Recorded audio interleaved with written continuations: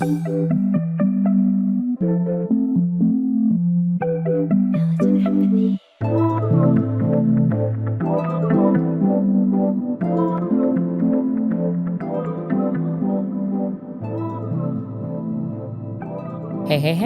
it's me, your gal, Militant Empathy. If you've been here before, welcome back. It's good to see you again. If you're new here, strap the fuck in, because this month we're going to be talking about the history of agrarian reform. No, I am kidding. This month we're going to be talking about the police. So for any newcomers, this is a show where I take a different topic each episode and I pick it apart from a variety of angles. Not to give too much away, but I have or will be, depending on what order you're listening to the episodes in, covered topics like community and community breakdown, mental health, the meaning of justice, the history of borders, and the social construction of sex. You can find any of the episodes on all major podcasting platforms and also on YouTube. And you can find additional materials, and by that I mean, yes, the sources, but crucially the accompanying memes on my Instagram, which is @MilitantEmpathy. So this month we're going to be covering the police. So a bit of housekeeping before we get started. This episode is going to cover themes of police brutality, sexism, racism, and classism.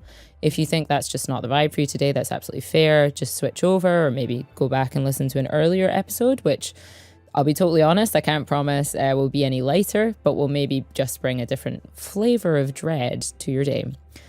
So for regular listeners of the show, you'll know I usually like to start with a bit of history, call it a kink, call it a disturbing, obsessive pathology, whatever you like. It just sort of gets me going. And today I want to start by talking about a crucial bit of cultural history, the track Fuck the Police by NWA, which was released in 1988 as part of their debut album, Straight Outta Compton. Now, I'm not going to actually play the track because I am, quite frankly, too poor for the copyright. Side note, this is a great time to mention the Patreon. So if you like the show and you'd like to support us with money, find us on patreon.com/militantempathy.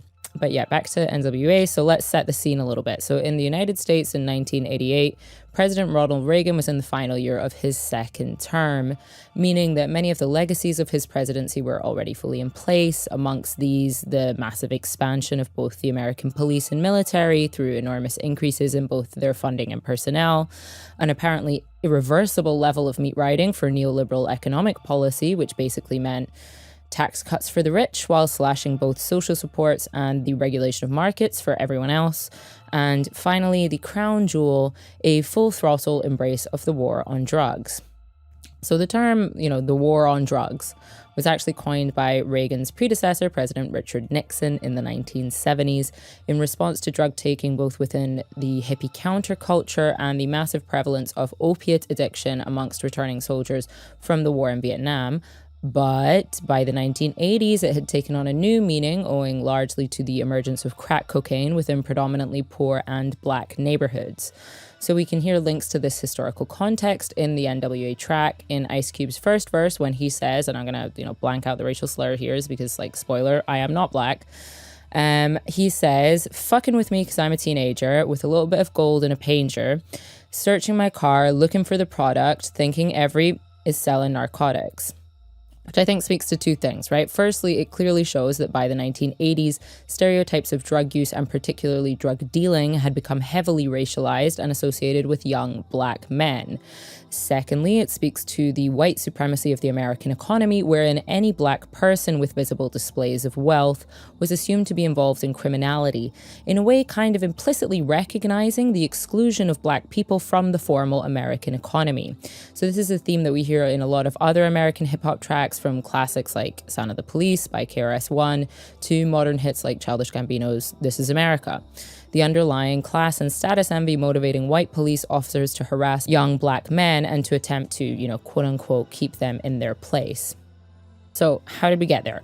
How did we get to the point that Eazy-E's claiming that the police would rather see me in the pen than see me and Lorenzo rolling in a benzo? Well, the argument I'm going to lay out here is that this was in many ways inevitable, because the police were designed to uphold the structure of inequality and protect the interests of racial, sexual, and economic elites, and they have done so consistently throughout history. So let's take it back now to England in the 1700s. Before the creation of professional modern police forces, much of policing was organised around a kind of ad hoc system of private constables. So back in ye olden days, each town parish would elect via their parish assembly, wherein, only the richest taxpayers were represented. We can already kind of see where this is going, right?